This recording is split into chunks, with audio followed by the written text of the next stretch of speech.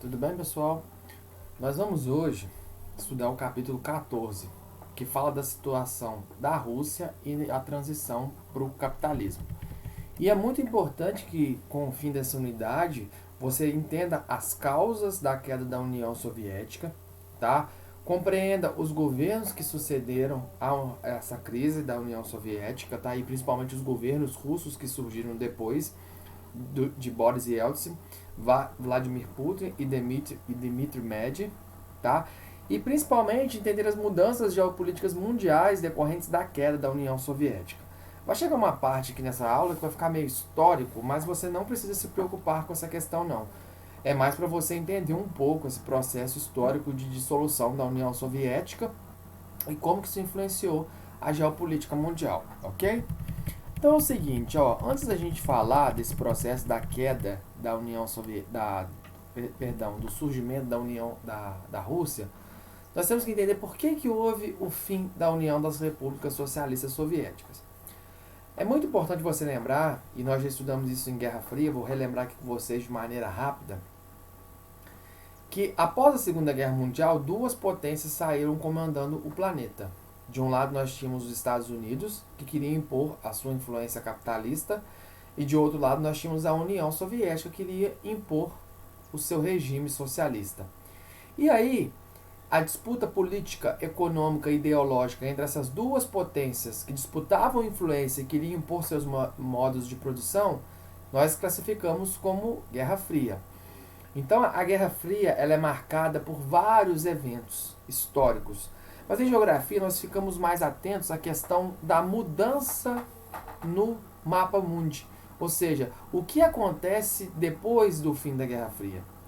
Para contextualizar aqui, é importante que você se lembre que o marco da Guerra Fria é o início da doutrina Truman. E a doutrina Truman nada mais é do que uma doutrina norte-americana, onde o lema era: nós temos que impedir a expansão socialista no planeta. E dentro da doutrina Truman nós tínhamos duas armas para impedir essa expansão socialista. Nós tínhamos uma arma econômica e uma arma militar. A estratégia econômica da doutrina Truman, ou seja, dos Estados Unidos, para dificultar a expansão do socialismo no mundo, está relacionada com a criação do Plano Marshall.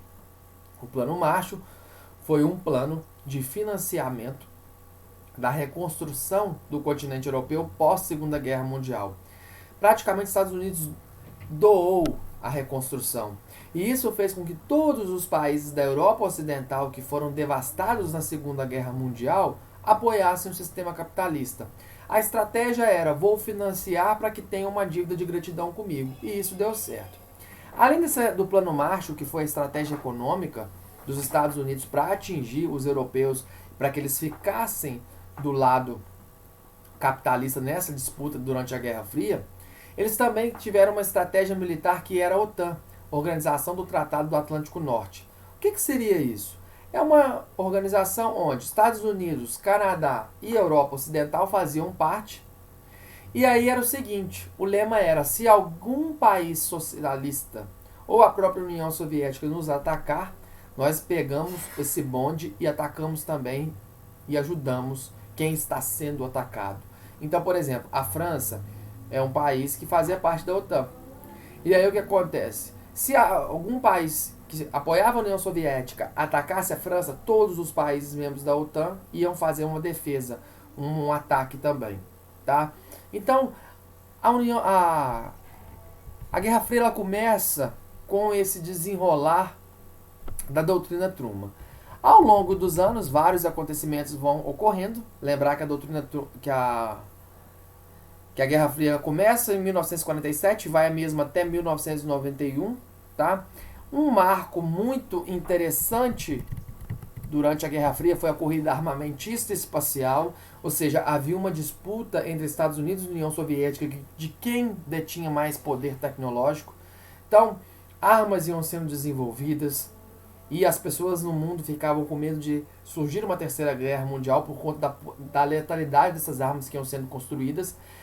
E também a questão da corrida espacial. Quem dá o início da corrida espacial inventando satélites e consegue a primeira imagem do planeta Terra oriunda do espaço é a União Soviética. Depois, quem consegue mandar o primeiro ser vivo para o espaço, no caso um animal, uma cachorra, chamada de Laika, também foi a União Soviética. Os Estados Unidos, eles conseguem, depois de muito tempo, mandar o homem para a Lua.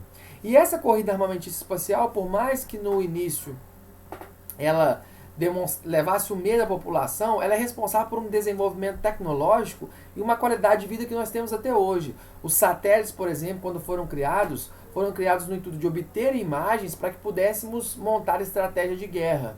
No entanto, o que acontece? Hoje nós sabemos que os satélites são aliados no monitoramento de desmatamento, de queimadas, de planejamento urbano, tá? E de várias outras coisas que nós podemos fazer com a imagem de satélite, como por exemplo também a previsão do tempo. Tá? Então o que foi feito no intuito de guerra, hoje é utilizado em outras áreas. Tá? Uma invenção também muito forte daquele período e que contribuiu para a nossa vida até hoje, é a questão do GPS, que é o Sistema de Posicionamento Global. Então isso foram marcos durante a Guerra Fria.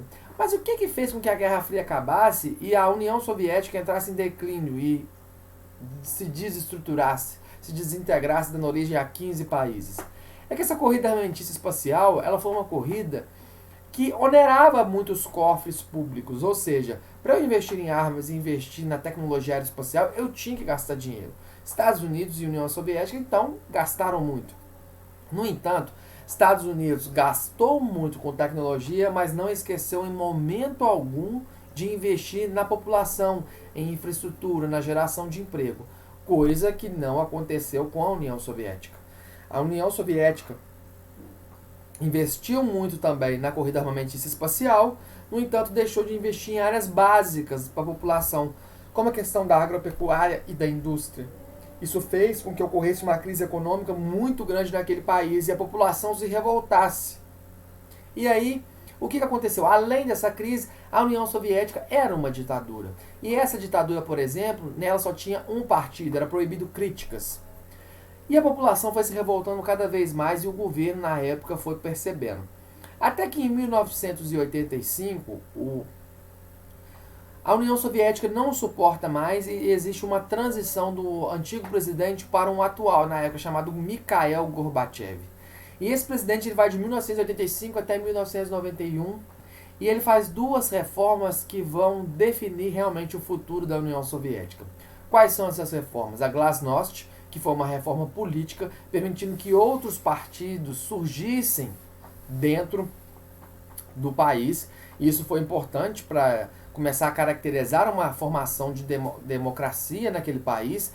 E também a perestroika. A perestroika foi uma abertura econômica onde empresas de outros países puderam se instalar na União Soviética, até mesmo empresas norte-americanas. E isso já foi caracterizando uma abertura para o sistema capitalista, uma vez que no socialismo, onde o pleno emprego deve ser garantido pelo Estado, e isso não está acontecendo, o Estado, à sua maneira, deve fomentar meios de que os empregos surjam para que as pessoas possam ter renda e manter a sua qualidade de vida, ou então pelo menos o mínimo. E isso que aconteceu. E aí, com essa abertura, ou seja, com a abertura econômica pela perestroika e com as reformas políticas através da Glasnost, Mikhail Gorbachev abre espaço para que a população possa ter voz ativa e questionar. Em 1989, nós temos o início do fim da Guerra Fria e o início da desintegração da União Soviética, quando o Muro de Berlim, que era um marco da Guerra Fria, que foi construído, como o próprio nome diz, na cidade de Berlim, dividindo Berlim Ocidental capitalista e Berlim Oriental socialista, é destruído pela parte socialista. Tá? A parte socialista, ou seja, a União Soviética construiu um muro para impedir a passagem das pessoas que estavam do lado socialista para o lado capitalista, e as pessoas, quando observavam que o sistema capitalista promovia um desenvolvimento melhor da qualidade de vida das pessoas, elas queriam ir para o outro lado. Então esse muro foi levantado pelo governo da União Soviética e ele também foi derrubado pelas pessoas, principalmente do lado soviético. A população não aguentava mais viver daquele lado ali. Existem histórias de pessoas que ficaram 30 anos, desde a construção do muro até a sua derrubada, pessoas parentes sem se ver. tá? E aí a União Soviética ela chega mesmo ao fim em 1991, quando movimentos separatistas muito intensos surgem ali, e isso dá origem à CEI, Comunidade dos Estados Independentes, onde surgem 15 novos estados, no caso a Rússia, que fica com o maior território, e isso dá fim à velha ordem mundial, onde existia uma bipolaridade entre Estados Unidos e União Soviética. Tá? Então essa mais ou menos é a história até chegar na questão da Rússia. Agora é o seguinte, nós temos que entender agora como foi os governos que surgiram na Rússia e qual foi a abertura desses governos no intuito de promover a passagem para o sistema capitalista. Tá? O primeiro presidente russo foi Boris Yeltsin. Tá? Ele governou o país de 1991 a 1999. Ele foi responsável por reestruturar o sistema econômico lá da União Soviética, no caso, atualmente da Rússia, transformando a maior economia socialista do mundo à época, hoje em uma economia capitalista e de mercado, tá? E como que ele foi fazendo isso? Ele foi fazendo reformas econômicas. E Yeltsin ele implementou um programa de reformas radicais, cujo objetivo era o que? Era reestruturar o sistema econômico da Rússia com a liberalização da economia, ou seja, abrir a economia para que o Estado interfira cada vez menos e as próprias empresas possam dar conta dessa economia, tá? E como que ele foi fazendo isso? Ele foi diminuindo os gastos públicos, e isso é importante porque o gasto público nas economias socialistas foram responsáveis por vários problemas econômicos, gerando até déficit de alimentação nos países, tá? E aí ele foi privatizando propriedades do Estado que antes eram fábricas públicas. E esse conjunto de ações, ou seja, de abertura da economia soviética, no caso a economia russa, saindo do sistema socialista, passando por uma transição até chegar ao sistema capitalista, foi chamado de terapia de choque. Mas assim, gerou uma hiperinflação agravada e uma alta dívida externa. Então assim, haviam boas intenções no sentido de abrir a economia para que ela pudesse crescer, desenvolver e bater economicamente de frente com outros países. No entanto, não foi tão fácil assim no início, né? Então o que aconteceu? Um dos momentos mais marcantes e que você deve lembrar quando você pensar no governo do Boris Yeltsin foi a questão da crise constitucional que aconteceu em 1993. Tá? O Soviético Supremo, que era o parlamento russo, originado lá do parlamento soviético, ele era contrário às reformas neoliberais impostas por Yeltsin. Neoliberalismo, gente, é uma intervenção mínima do Estado da economia. É ir de oposição a tudo que a União Soviética tinha vivenciado. No que diz respeito ao keynesianismo, é uma intervenção muito grande do Estado na economia. Tá? E isso foi um empecilho para a governabilidade do presidente, no caso. Né? Então, o que o Yeltsin fez? Ele decidiu, então, dissolver o parlamento russo, que se revoltou e anunciou um impeachment do presidente. Tá? O parlamento ganhou o povo, que passou a protestar contra o governo do Boris Yeltsin. Tá? E o governo, como que o governo respondeu? Com uma invasão ao parlamento, terminando com a explosão do edifício onde o parlamento estava localizado, com a morte de mais de 100 pessoas. Tá? Então, gente, o Boris Yeltsin ele tentou marcar essa passagem do socialismo para o capitalismo. Então ele gerou várias expectativas por parte da comunidade internacional, tá? E do próprio povo russo, tendo em vista que Yeltsin foi um dos principais líderes de oposição da antiga União Soviética. Ele defendia o quê? Que o sistema socialista fosse dissolvido, tá? E houvesse abertura econômica. No entanto, uma característica muito marcante também do governo Yeltsin foi uma corrupção excessiva e generalizada, inflação, colapso econômico e enormes problemas políticos e sociais. Boris Yeltsin ele foi responsável por criar o que nós chamamos de oligarcas russos, ou seja, multimilionários, pessoas muito ricas. Tá? Então ele foi responsável por gerar uma grande desigualdade social lá na Rússia. Tá?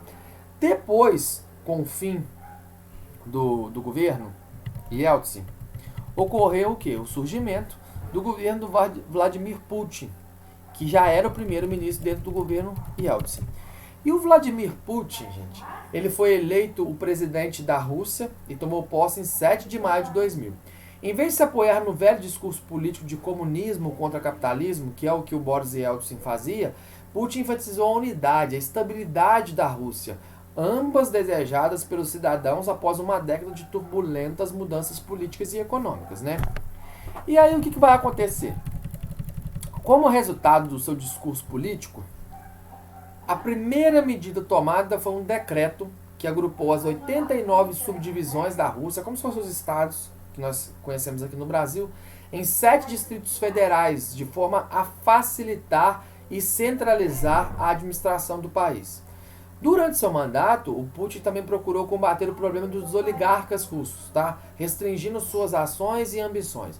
Um exemplo disso foi a estatização da Yukos, que era uma empresa privada que pertencia a um grande magnata lá chamado Mikhail Khodorkovsky, julgado e condenado a 9 anos de prisão pelos crimes de roubo, fraude e sonegação fiscal. Dessa maneira, a oligarquia russa ficou intimidada e acabou se aliando ao governo. Então, tipo assim, ele tentou melhorar uma situação, tá? Tentou fazer com que a oligarquia russa diminuísse. E de certa forma, ele conseguiu sim, tá? Só que aí a gente vai ver mais depois, no finalzinho, a questão do atual governo do Vladimir Putin, tá? Depois de 2008 a 2012, porque o Putin já tinha ficado eleito durante 2 anos e não podia ser reeleito, mesmo tendo uma aceitação gigante, ele apoiou o seu candidato, que foi o Dmitry Medvedev, nome difícil de falar, tá? Aí o que aconteceu? Putin desfrutava de uma elevada popularidade interna. No entanto, como a gente viu, a Constituição russa não permitia um terceiro mandato. Então, no dia 7 de maio de 2008, o Dmitry assume a presidência russa. E ele foi responsável por uma coisa muito importante que aconteceu no governo russo, que foi o quê? O governo de Medvedev, ele foi considerado menos agressivo pelos países ocidentais do que o governo de Vladimir Putin. E isso foi importante, pois promoveu diversos acordos para diminuir as tensões com os Estados Unidos, a União Europeia e a OTAN. E Medvedev, ele também conseguiu negociar a entrada da Rússia na Organização Mundial do Comércio, a OMC, o que sempre foi negada ao governo Putin, tá?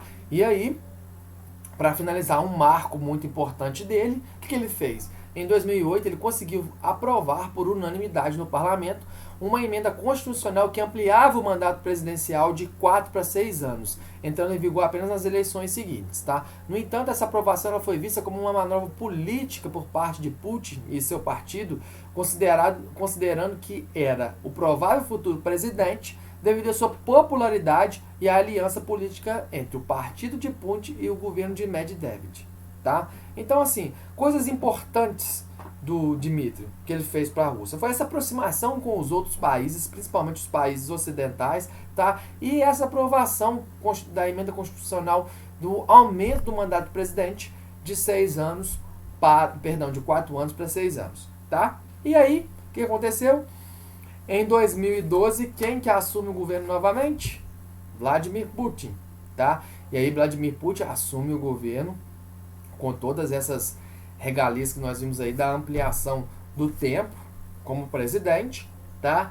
E logo em seu primeiro dia como presidente, o Putin estabeleceu 14 decretos referentes a planos de economia de longo prazo, educação, moradia, questões étnicas internas, especialização da mão de obra, indústria de defesa e relações externas, incluindo a União Europeia.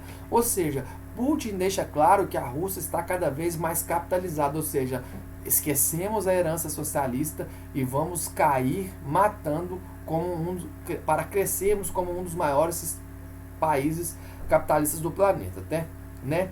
O evento mais marcante do terceiro mandato de Putin foi a crise política e diplomática contra a Ucrânia, tá? Em março de 2014, né, Putin lançou uma intervenção militar na Crimeia, que fica ali nas bases da Ucrânia, região de maioria russa. E a intervenção foi aprovada pelo parlamento russo, conhecido como Assembleia Federal Russa, tá? Mais uma vez, a ação desagradou os países ocidentais, em especial os Estados Unidos, que fizeram uma série de sanções para a Rússia. Mas o Putin não está nem aí, tá? O Putin está pensando o quê? Na sua ascensão enquanto Rússia capitalista, né? E aí, gente, o que aconteceu? Putin, em 2018, foi reeleito novamente e hoje ele vai ficar no poder. E hoje ele está no poder e vai ficar até 2024. E ele não foi eleito com pouco voto, não, tá? Foi com cerca de 76% dos votos válidos, ok?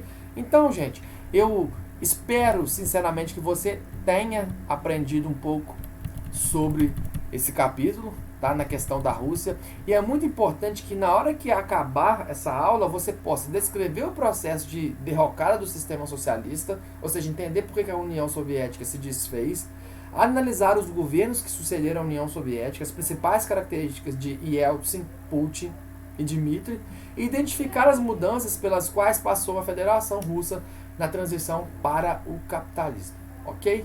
Então, um abraço para vocês e até a próxima aula.